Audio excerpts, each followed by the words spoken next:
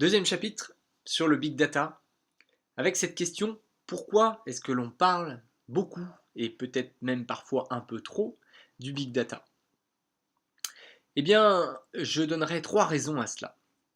La première, c'est que toutes les industries sont mises à mal, en 2018 en tout cas, et ceci depuis plusieurs années maintenant. Beaucoup d'industries, beaucoup de secteurs d'activité sont perturbés par des problématiques économiques. On ne gagne plus autant d'argent qu'avant, et ça, c'est un problème tant pour les salariés de l'entreprise que ses dirigeants, mais plus encore de leurs actionnaires. De ce fait, nous avons besoin de mettre en place des nouvelles solutions, des nouveaux modèles économiques, et ça passe par de nouveaux systèmes. On parle donc de big data avant tout pour des raisons économiques. Deuxième chose, pour pouvoir résoudre ces problématiques économiques, nous avons besoin d'aller vite, très vite. Ça veut dire quoi vite? Ça veut dire qu'en l'espace de quelques mois, moins d'un an, il nous faut trouver des solutions économiques qui peuvent être complémentaires aux activités existantes ou supplémentaires aux activités existantes pour trouver de nouvelles issues.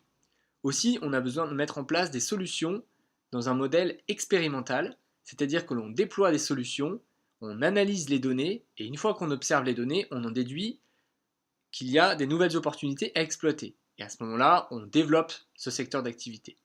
C'est une forme d'ubérisation du marketing, puisque dans le temps, nous faisions un marketing stratégique, un marketing opérationnel basé sur des enquêtes. Aujourd'hui, nous en faisons sur la base de la data, des données qui sont recensées suite à des expériences.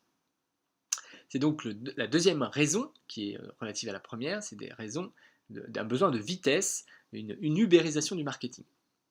Enfin, le troisième et dernier point, c'est que nous avons à notre disposition des nouvelles technologies que nous n'avions pas avant. Ces nouvelles technologies ont des capacités de calcul extraordinaires, des capacités de stockage extraordinaires également, et tout cela nous permet de faire croiser des informations, choses que nous ne pouvions pas faire avant. Donc grâce à ces nouvelles technologies, que sont les objets connectés, que sont les ordinateurs puissants, que sont les systèmes interconnectés au travers du cloud, nous pouvons en extraire de nouvelles informations. C'est donc grâce à ces nouvelles technologies également que nous allons finir par travailler sur ce qu'on appelle le big data. J'espère que cela vous a plu et je vous rejoins au prochain chapitre sur le sujet. À bientôt!